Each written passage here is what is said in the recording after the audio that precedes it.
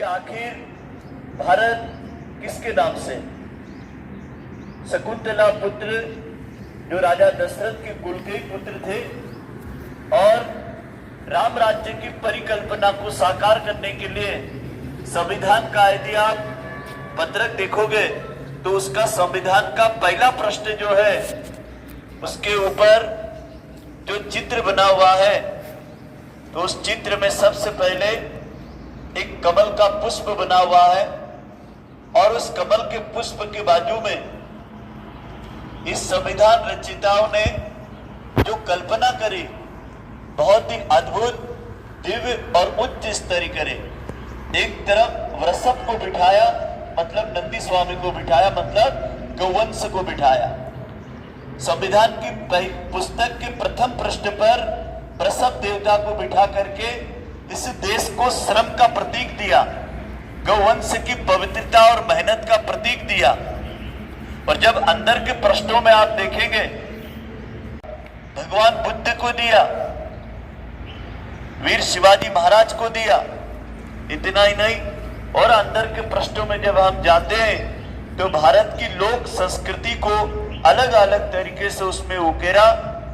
और एक अद्भुत दृश्य दिया। महाभारत का वह अर्जुन का गांडी उठाता हुआ दृश्य और भगवान कृष्ण का नेतृत्व और पांचजन्य का शंखनाद का घोष करता हुआ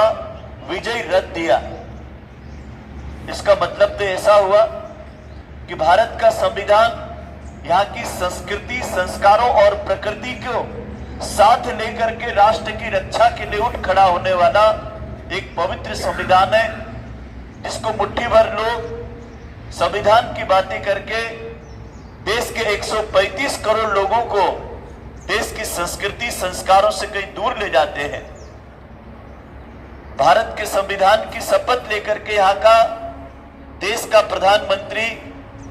देश के विभिन्न पदों पर आसीन, राजतंत्र के नेतृत्व करने वाले जिम्मेदार लोग देश की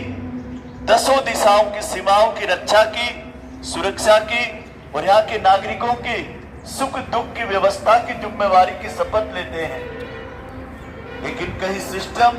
सत्ता के लोभ में आकर के यही देश के नागरिकों को कहीं हम लोग स्कूलें तोड़ते हैं, बच्चों को परेशान करते हैं, नागरिकों को परेशान करते हैं। आंदोलनों के नाम पर देश को दीन दुखी, दरिद्रता और गरीबी की ओर, अराजकता और जातिवाद, क्षेत्रवाद की ओर और राजनीतिक झंडों की ओर आप प्रेरित कर रहे हैं, जो दुख का विषय है। भारत माता के लिए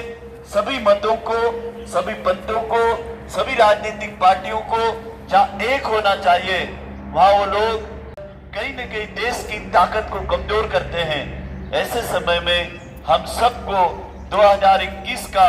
गणतंत्र आम नागरिकों को आह्वान करता है कि हम जब भी मतदान दें तो अपना बात ये जरूर रखें कि हम सब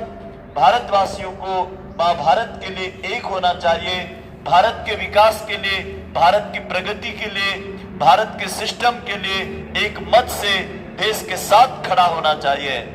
देश के विरुद्ध काम करने वालों को, देश के विरुद्ध नारे लगाने वालों को,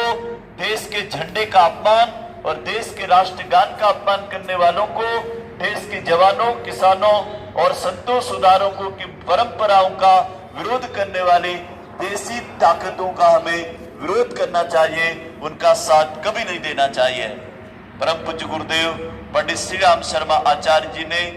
राष्ट्र के इस ध्वज को मुंह में लेकर के अंग्रेजों के डंडे खाए, झंडा नीचे नहीं गिरने दिया और एक बात को हमेशा उन्होंने कहा था, बच्चों हमें युग निर्माण योजना को राष्ट्र को सशक्त और समर्थ बनाने के लिए,